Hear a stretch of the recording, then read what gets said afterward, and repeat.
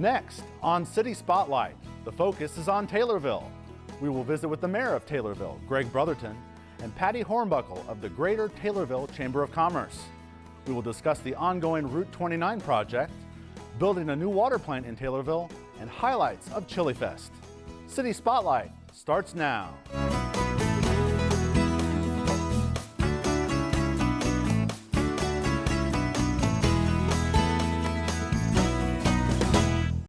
City Spotlight is supported by Consolidated Communications. CCI is honored to salute the cities and their leaders in the area, as well as providing TV, internet, and phone service to local homes and businesses.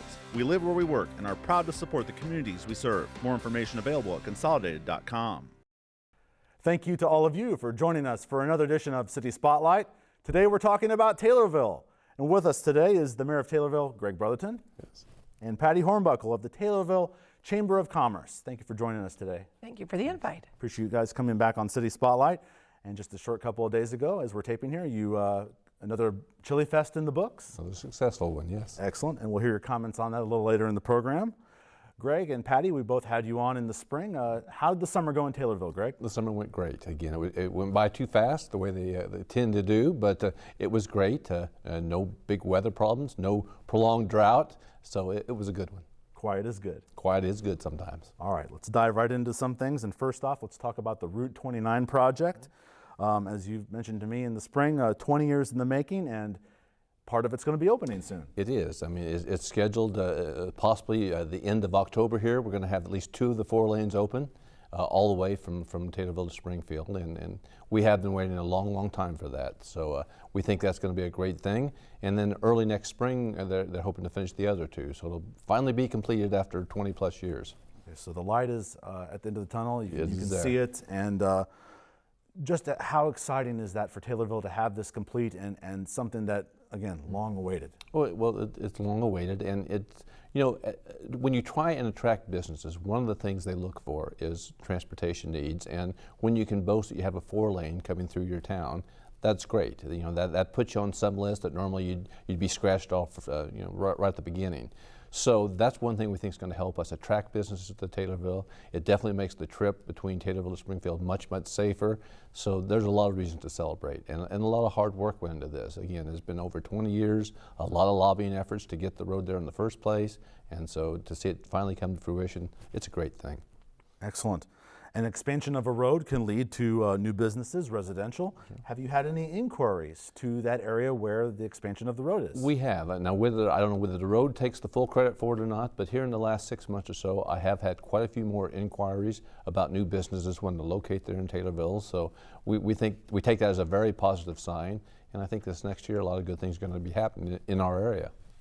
Now, Patty, let's bring you into the discussion of this, and that's in the northwest portion of Taylorville, Route 29 going northwest towards Springfield. Potential industrial park in that area? Yes, the Taylorville Development Association has got about a 40 to 50 acre plot that they're we're looking in developing, and like I said, looking for the money to make that happen. But that's the potential there is a nice industrial park at the end of that 4-lane highway. And the location of that's near what's a business or something that would be located near? Near Walmart, Trinity Dodge, right in that area. Okay. And another thing that you mentioned to me prior to taping, Patty, is a potential for a hotel conference center. That would be big. That would be big. There's a feasibility study that we need to do, which would not just be for the hotel itself, but just a feasibility study done for the whole area. So we can promote other businesses to come. But the hotel conference center, my theory is if you build it, they will come. And Greg, that part of Taylorville, the northwest section, is that an area that's been of focus in recent years to build in that area? It has, probably for the last decade plus. I mean, when the Super Walmart located out there, that kind of hit us in that direction. As part of Walmart locating there, they put in a lot of infrastructure. That was one of the deals the city had with them. So the infrastructure is in place out there, and that helps a lot. So it's just a natural place, especially coming with 29 coming from Springfield. It's a natural place for us to expand. It'd be a good location and something to look forward to. Let's talk next about a new water plant. And Greg, you mentioned something about having to maybe raise some water rates in order for this to happen. We have. I mean, we're going to build it's about $27 to $28 million new water plant. We'll probably break ground on it next year. They're in the process of now doing all the design studies and getting that in place. To get the money going, we've already increased water rates. Taylorville residents will actually see a doubling of their water rates, and that's spread over 4 years. We've just finished the second increase, and we've got 2 more that will follow. And it's tough for people. It really is, especially those folks living on fixed incomes. And like a lot of communities, not only did we increase the water rates, but we didn't do it, but the sanitary district faces the same kind of cost increase, and so they also had to increase their prices. So people are kind of getting a double whammy there. And I get a few phone calls saying, what are you trying to do to us here, And we explained that, obviously we want good water, and we would need those quality services, and those have to be paid for. A lot of our water plant was not only due to age, the current plant is 60+ years old, and we kind of jokingly kid that has been held together with duct tape and baling wire. And if you take a walk through there, you say, well, that's not entirely untrue. So we're looking forward to the new plant, but the EPA requirements make it necessary, and it was the best bang for our buck to build new as opposed to trying to upgrade. And so that's what's behind all this, and I think we'll have a very bright future once it gets in place. And we will have probably the best water in Central Illinois once that plant is up and going. And that's not something that you see built every day, a No. new water plant. That was something that we mentioned 6 months ago when you guys were on, and also 6 months ago we talked about expansion of the hospital, and there's more of that going on. Oh, there definitely is. Again, the hospital expansion, again, it happened about 4 years ago, and it was huge for our area. It was over $40 million invested, and they're not done yet. That's the exciting thing. The old existing part of the hospital right now, they're making plans to do something with it and replace it with something new. And so I'm not sure what the timetable is for that. I'd have to talk to the hospital people themselves, but it'll be within the next couple of years for sure. And again, we're excited about that because that'll bring again new jobs to Taylorville to a certain degree, and just update everything around there. So we're excited about it. All right, Patty, I want to bring you in for maybe a little recap of what we've talked about. These 3 projects: the Route 29 project, possible new water plant, expansion of the hospital. These are all important things that over time happen to towns of any size. For Taylorville to have this happen, what does this say about Taylorville moving forward? Well, just those three projects alone, the people that will relocate here just for construction jobs, that's one thing.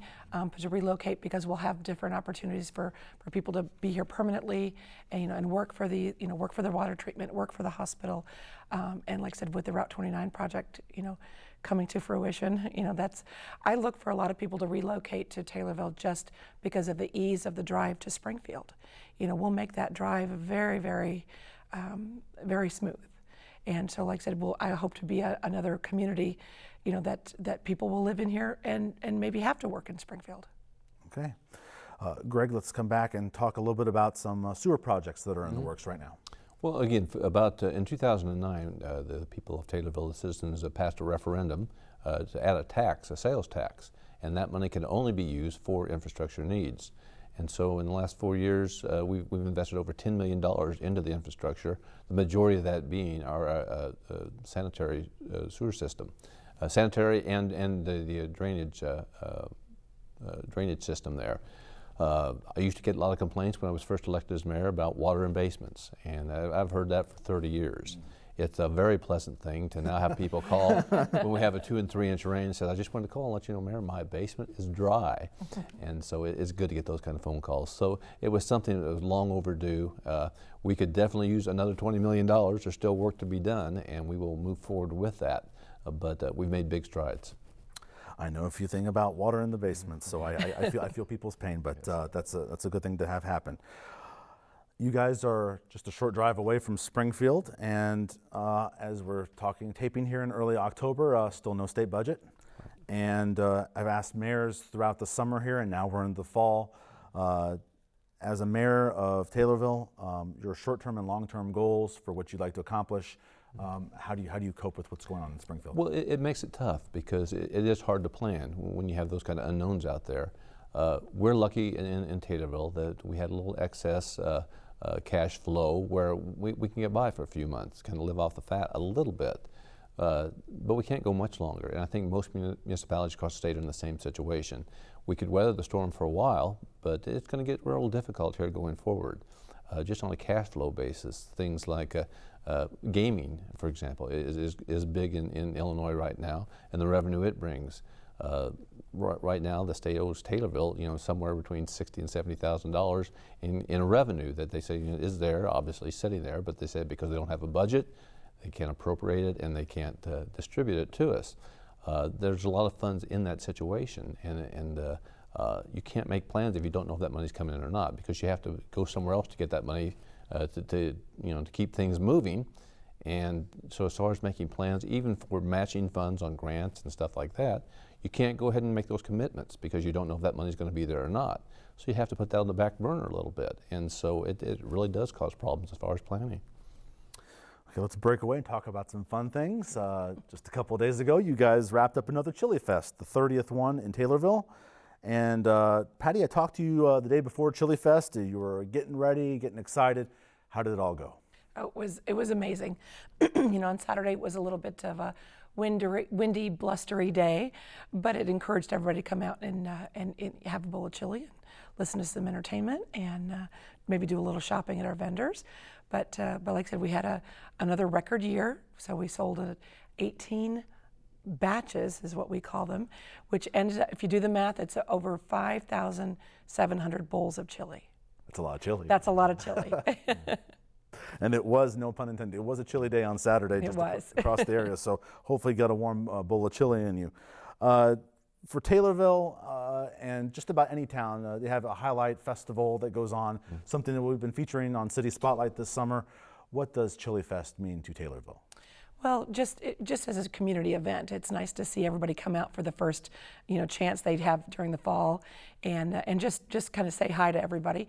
But they come from all over. We have a sanctioned event called the International Chili Society, sponsored event, and so there were 27 cooks on Saturday and 23 on Sunday, and they came from 5 different states. And they brought their families.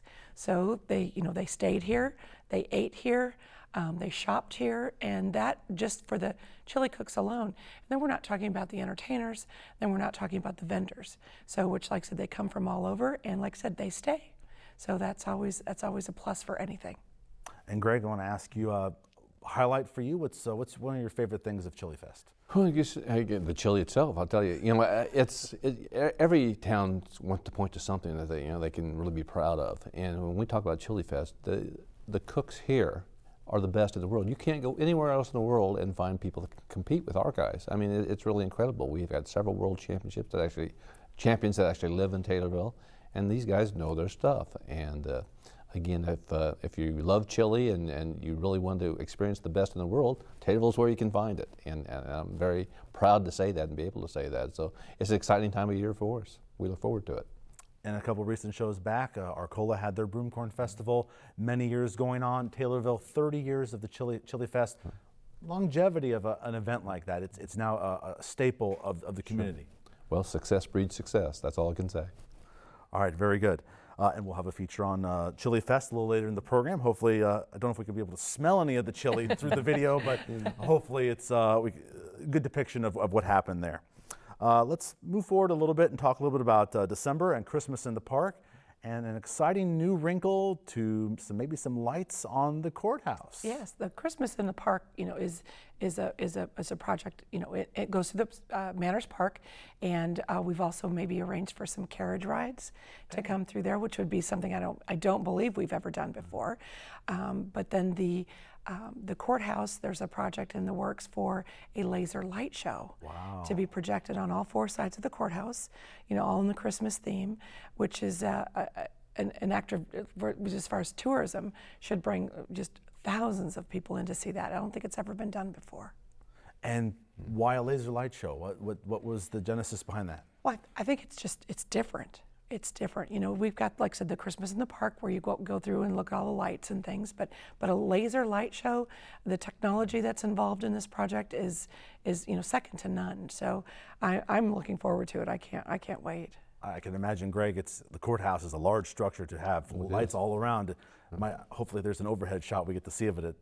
Oh, sure. I think it'll be fantastic. And again, the laser show, I think that the flexibility it offers, I mean, lights are beautiful, and Christmas time is one of my favorite times of the year because of that. But you can only use lights, to such a degree. Right. This laser thing's got so much flexibility. We maybe use it for not only Christmas, but other holidays as well.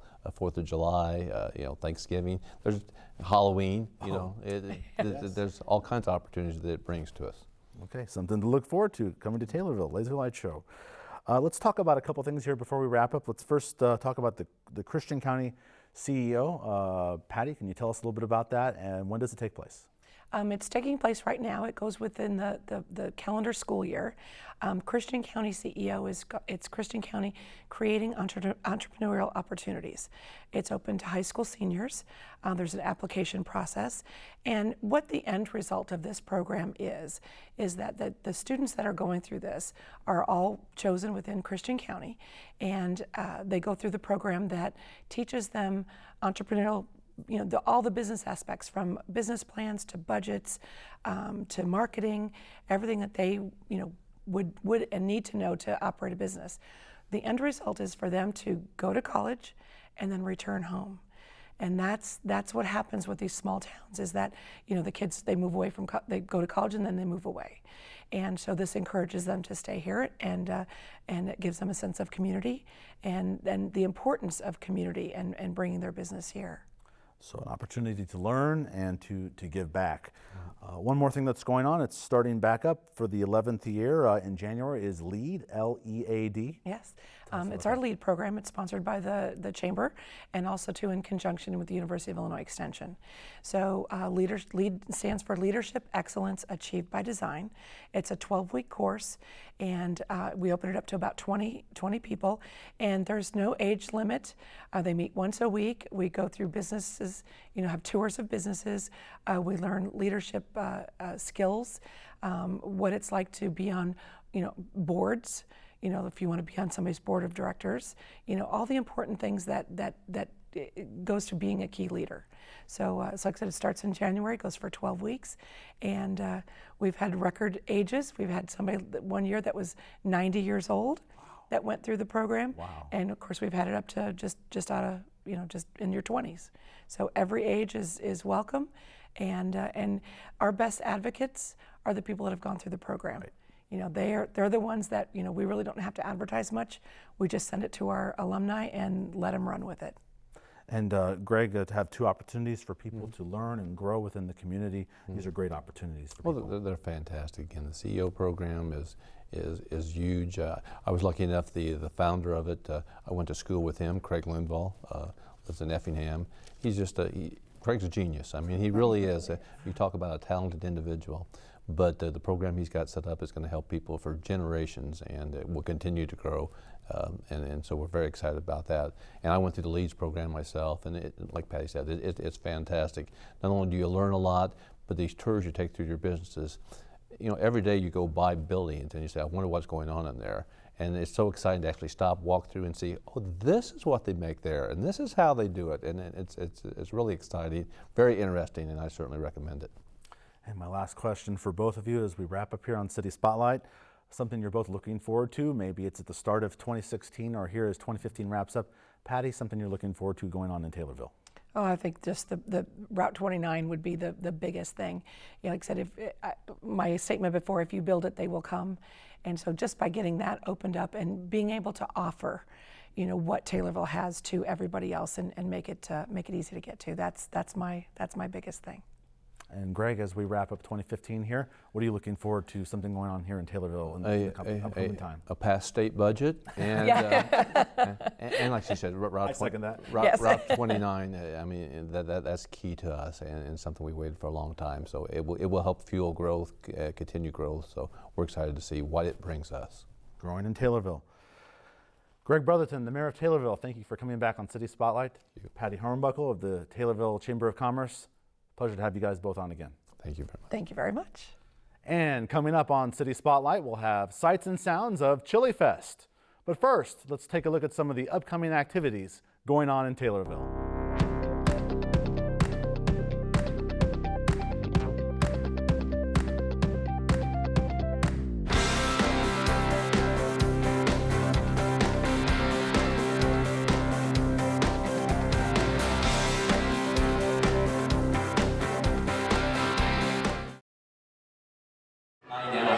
just a good time cooking chili. I know most of the cooks. It's always an exciting time. Probably you can walk 30, 40 feet either way. There's a former world champion trying to reclaim their crown. Lloyd Weir is just one of the chili masters who came to Taylorville's 30th Annual Chillifest to compete in one of the International Chili Society's qualifying events. Competitors cooked in 3 categories: traditional chili, salsa, and chili verde, for a coveted spot in the 2016 World Championship. What goes into a winning chili? Well, I didn't have much luck finding out. Well, I can tell you exactly what's in my recipe. There's meat, sauce, and various spices. So some people may say that's vague, but that's all I'm allowed to reveal at this time. While you probably won't have much luck getting a recipe, you can always find plenty to eat. We cook anywhere between 2,000 to 2,500 pounds of chili a year, so we're planning on breaking a record this year, and so far it's looking that way. J.I. McDowell is on the Chillifest committee and a volunteer at the event. He says prep time is key when it comes to preparing for an event like this. Chili competitors make smaller batches, but his crew prepares what they call chamber chili in 30-gallon vats. Preparing, there's a lot of preparation on our work. A lot of my employees, they volunteer their time. We prep all the meat this year. Working with my local produce guy, Ron's Produce, and just getting everything together. That's the biggest thing, is when you have this much food, is just planning ahead and organizing that. The cooking part's the easy part once you get everything in here. So. The chamber chili has been around since the beginning. McDowell and his crew are continuing the work of the original recipe creator. There's a gentleman named Don Marcinko. Don was the longtime owner of Angelo's Pizza here in Taylorville, and he was a part of the group that organized Chillifest 30 years ago. He had a secret chili recipe that he served at his restaurant. Well, he lent that recipe to the chamber to sell in 30-gallon containers. There's 30-gallon vats that we cook chili in. And that recipe is what has been served at this event all 30 years. Now, Don has since retired, he sold his business, but there are other people that have taken over the cooking of the chili. But what some people might not know is that the weekend hasn't always been about chili.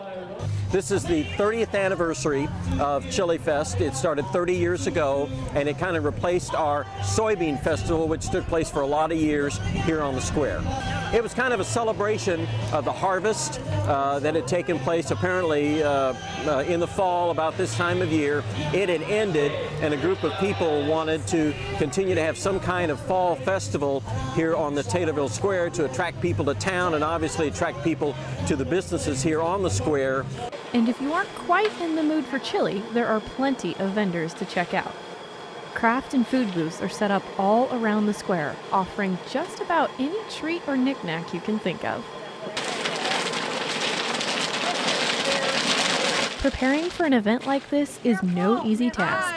Randy Miller has been on the board off and on for over 20 years, and he says it all comes down to the details. Planning starts in, I think our first meeting, Chillifest meeting, is typically in April or May. We meet once a month, and we are a committee of the chamber. These are volunteers that volunteer to be on the Chillifest committee. Some of them take care of the pageant, some take care of the cooking, some take care of the garbage. Some take care of publicity, which is me. Different person makes sure all the picnic tables are here. Another person works with the county fair board to make sure that the stage gets here, because the stage we borrow from the fair board. So a lot of what we have here we get from Park District Fair Board and the city. The city's been wonderful to us in blocking off the square so that Friday afternoon we can actually set up. I've been on the Chillifest committee off and on since 1992, and estimates depending on the year and depending on the weather, because that has a lot to do with it too, we usually attract 10 to 15,000 people over the course of the 2 days. And again, a lot of it is because so much of what we do is local.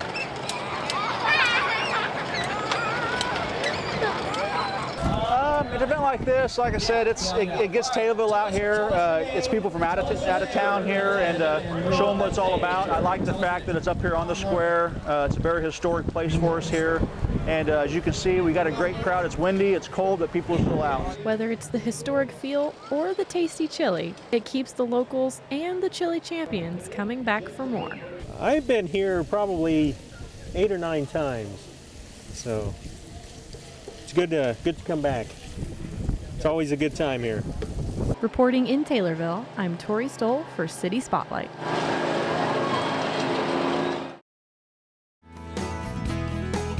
City Spotlight is on YouTube. Past episodes can be viewed on East Central Illinois towns that have been featured on City Spotlight. Just search on YouTube City Spotlight with the show number and the name of the town. Listed on your screen are the recent episodes of City Spotlight.